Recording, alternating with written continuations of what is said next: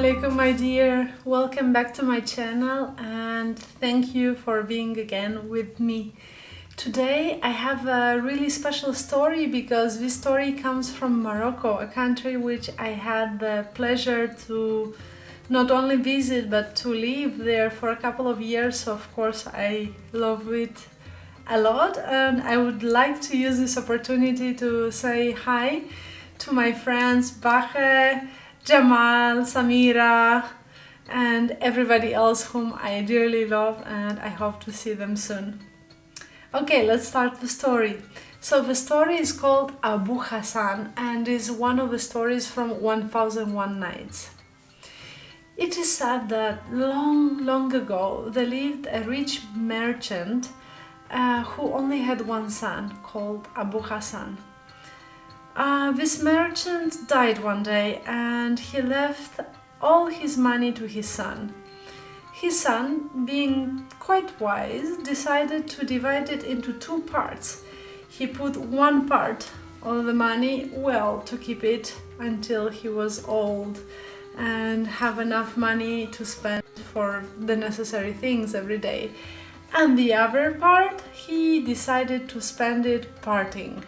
He hired music and dances, and he started having a lot of friends that unexpectedly came from everywhere and swore to him they would always be there for him and they would be friends forever. Now, of course, this part of the money quickly ended. And suddenly Abu Hasan found himself poor and with no friends, because obviously the moment the money disappeared, the friends did too. He was living now like a poor man in his little old house with his old mother, and because he was so disappointed in everyone, he decided that he would not make any more friends in his own town, but instead would go to the gates of the city of Rabat, which now is the capital of Morocco, and would offer them shelter and food for one night. One day he was at the gates of the city in Saleh, and he saw a man dressed like a simple merchant who was looking for a place to stay for one night because he was traveling from city to city. Abu Hasan thought this man looked like a nice person, so he invited him to come to his home to share his meal, his tagine prepared by his old mother, and together they talked about many things, and Abu Hasan really liked this man. So he was feeling really relaxed and happy with him. He and his old mother had no idea that the man was in fact the king, the Caliph of the region, Harun al-Rashid, the very wise Caliph, who used to have the habit of walking around his kingdom dressed like a normal person, and in this way seeing how his people lived, how happy they are, and what troubles disturb them. Harun al-Rashid liked Abu Hasan a lot as well, and when they were talking, Harun al-Rashid asked him, "My dear friend Abu Hasan, I feel of you as if you were my brother already, and I really don't know how I can repay all the goodness of your heart, the goodness with which you received me into your home, and you and your old mother gave me food and shelter. How can I ever repay this?" "Oh, nothing. I am very happy with my life. I don't need anything from anyone," said Abu Hasan. "Yes, but anyway, I would like to do something for you," said Harun al-Rashid. "Is there anything that disturbs you, or do you have anything at all? Just let me know." "Oh, yeah, there would be one thing," said Abu Hasan, "but it's nothing you can do anything about. You know, the imam of our neighborhood, imam is a kind of priest. The imam of our neighborhood is a guy who speaks too much. He really likes to create trouble, and he would take a gossip from here and a gossip from there and then spread it everywhere and create trouble in the whole neighborhood. I really don't like all the things and all the issues he has caused with this gossip. Oh, why doesn't the sky let me be Caliph one day? Just one day. You want to be Caliph? And what would you do if you were Caliph? Said Harun al-Rashid. If I were Caliph, I would ask the soldiers to take this imam who spreads gossip and to give him 100 whippings on his back. Like that, he would never repeat the gossip. I think it's quite wise of you, said Harun al-Rashid, quite happy hearing what he had to say. What else? Oh, I know. There is here in the neighborhood a guy who sells candy. I mean, it's just a guy selling candy, and of course he's always surrounded by children. I have seen him one day slapping a child just because the child didn't have any money and was begging him to give him a candy. You know, I thought to myself, it is not fair that he would behave in this way towards a child who is innocent. He's not guilty for not having any money and he didn't steal anything, he just begged him for a candy. If I were Caliph, I would ask the soldiers to give him 100 whippings too on his feet, like that he cannot walk anymore and do any kind of bad things anymore, said Abu Hasan. You know, brother Abu Hasan, I think if the Caliph Harun al-Rashid would hear what you have to say, he would let you be Caliph for one day. What do you think? Oh, Caliph? Me? Never. He would never let me be Caliph. Really? Do you think he's a bad man? Nah, he's good. He is really good. But he has no idea what is happening in his kingdom. He's sitting there in his own palace, isolated from everyone. How can he know of our own troubles? Harun al-Rashid felt really amused hearing what Abu Hasan had to say about him. Then he took the wine and he took a little compressed powder that he had and dropped it in the wine. After making sure the powder had melted, he gave the glass to Abu Hasan and said, "My brother Abu Hasan, take this glass of wine from me and drink it for our happiness and health." "In that case," said Abu Hasan, "let me give you a glass too, and we will drink together." The two of them drank the wine, and Abu Hasan, immediately after finishing to drink the wine, felt really sleepy and slowly lay down on the pillows nearby and fell asleep. In the morning, he stretched lavishly, and when he looked around, he realized that he was in a palace. He was surrounded by high court, he was surrounded by beautiful girls, and he thought he was still in a dream. "Oh, this is not bad. From being a simple guy, now I am in a royal court. I like this dream," said Abu Hasan.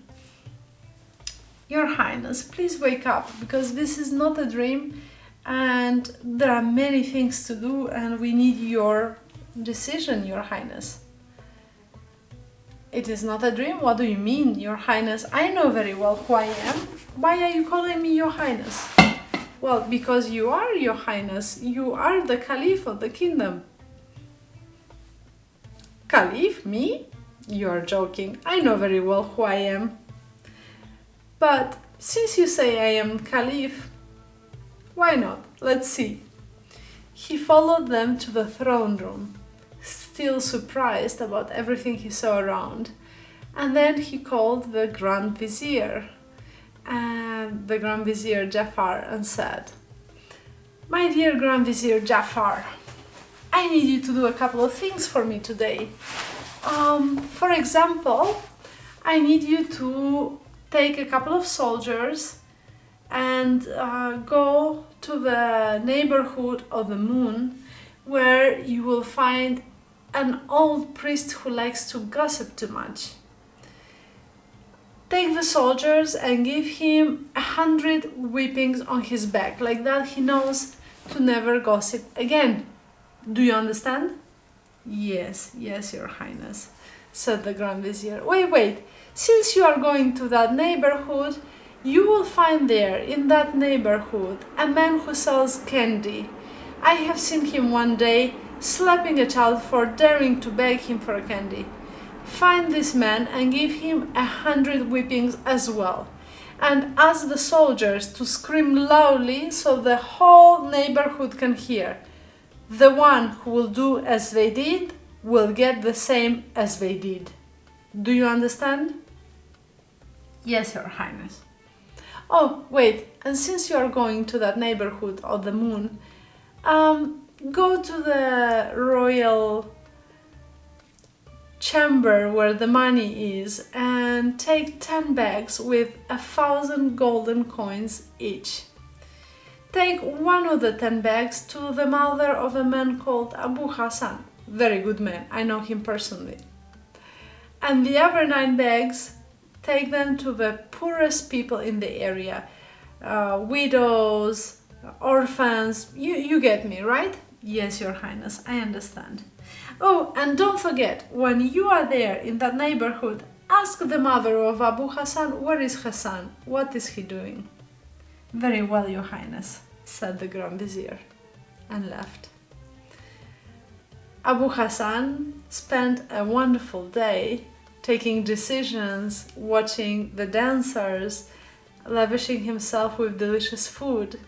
And then, towards the evening, the soldiers and the Grand Vizier came back, telling him of how the day went. Now tell me, did you do everything I asked you? Yes, Your Highness. Did you ask the old woman where her son was? Yes, Your Highness. And what did she say? Well, she said that her son is at home, sleeping. Her son is at home, sleeping? I don't understand anything. Do you? Said Abu Hasan. Indeed, I am the Grand Caliph. How could I ever think of that?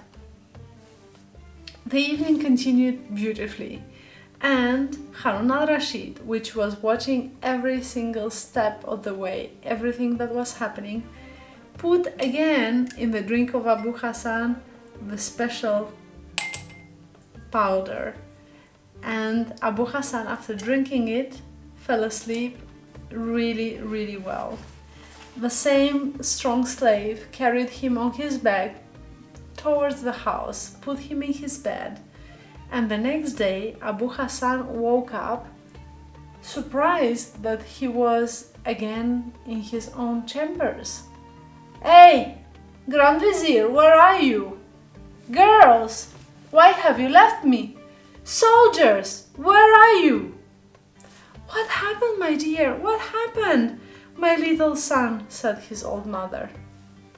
Old woman, who are you and how dare you call me your little son? I am the Caliph of this region and don't you dare to address me this way. Caliph of the region? My son, what happened to you? Did you have a bad dream? How can you talk to your mother like that? To you, my mother? Old woman, who are you? Why are you speaking to me in this way? I am the Caliph of the region. Be careful, because bad things will happen to you if you continue to speak with me in that way, with that tone, he said. Where are you, soldiers? Where are you, Grand Vizier? Girls, where are you?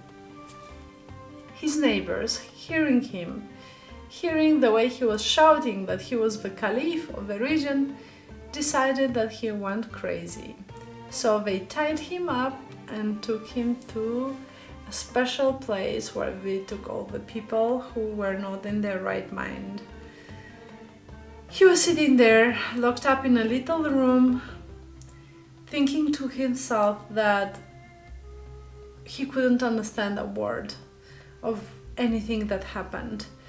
On one hand, he knew he was Abu Hasan. On the other hand, his mom had told him that she indeed got the bag with 1,000 golden coins and the imam had been punished and the candy seller had been punished as well. That means whatever he asked had been completed. So yeah, but if he continued to say that he was Harun al-Rashid himself, the Caliph, then not only people will not believe him, but he would continue to stay locked up and tied up. So he decided that it was better to say he just had a bad dream and he was Abu Hasan. So he went back to his home and he continued living with his old mother. In the meantime, Harun al-Rashid heard about what happened to Abu Hasan and felt really guilty about it because he never wanted Abu Hasan to suffer in any way. Quite the opposite. So one evening he went back to Abu Hasan. "My dear brother Abu Hasan, I am so happy to see you again." "Is you again the merchant?" "No, go, you are trouble. The moment you step into my house, it's trouble. Go away, please." "No, Abu Hasan, let me speak." No. Please go away. After all the things that happened to me the last time you visited, no. I don't want to go through that again. Please go away." "Abu Hasan, since I am inside your house, the rules say that you need to invite me to sit. Like that I can tell you why am I here. And I promise you, I swear, the moment I finish, if you still want me to leave, I will do so without you asking me to." "Very well, okay, sit," said Abu Hasan, not too happy about it. Harun al-Rashid talked with him nicely, told him from his heart, because they were words from his heart, about how much he appreciated Abu Hasan, about how he loved spending the time with his old mother and him, and a lot of other beautiful words that made Abu Hasan feel good. In the end, he decided again to share the delicious tagine together with the Caliph, and as before, the Caliph put a little bit of powder in his drink. So, as before, Abu Hasan fell asleep. The strong servant carried him again on his shoulder to the palace, and the next day, when Abu Hasan opened his eyes, he was again in the palace. He was again surrounded by beautiful girls who were preparing to dance, and by the viziers and by the soldiers. "Oh no, I am again in the palace. Again that merchant, he did it to me. I don't know what he does, but I have these dreams. Why did I listen to him? Why did I sit with him? I should have left a long time ago," said Abu Hasan. "Who am I? Girl, beautiful girl, tell me, who am I?" "You are the Caliph," said the girl. "The Caliph, the ruler of all the believers," she said. "You are a liar. You are a liar. How dare you lie to me?" said Abu Hasan. "And you, little boy, tell me, who am I?" "You are the Caliph, your highness." "You are a liar too. Who am I? Who am I? Everyone! Anybody, tell me, who am I?" In this moment, Harun al-Rashid realized that the thing was not going quite according to his plan and came out from behind the door. "Abu Hasan, wait. I know who you are. You are Abu Hasan indeed. And it's me. I brought you here." "Aha! It's you! You brought me here. Why did you bring me here?" "Be careful. Everybody here is listening to my orders, and I can order right now for them to behead you. Tell me, why did you bring me here?" "Abu Hasan, I brought you here because I am the Caliph Harun al-Rashid, and I wanted you here." "Oh, the Caliph Harun al-Rashid has brought me here. I am so sorry. I am so sorry, your highness. You can do whatever you want. Anything that happened to me, I've already forgotten. Please forgive me," said Abu Hasan, feeling quite embarrassed. "No, Abu Hasan. You are here because you are a really wise man, but you're also true to your word, and everything that you promised to do, indeed you did. You are the kind of person that are true at heart, and because of that, I want you to be near me. You and your old mother will live now in the palace. You will be my friend and my advisor, and you will never have to suffer ever again. So this is the story, my dear. The story of Abu Hasan and the wise Harun al-Rashid. I hope you enjoyed it, and if you did, please like and subscribe to my channel. And I will wait for some comments. If you want to tell me what did you learn from the story, if you have any interesting ideas or favorite stories that you would want to share with the world, please comment. And see you next time. Bye bye.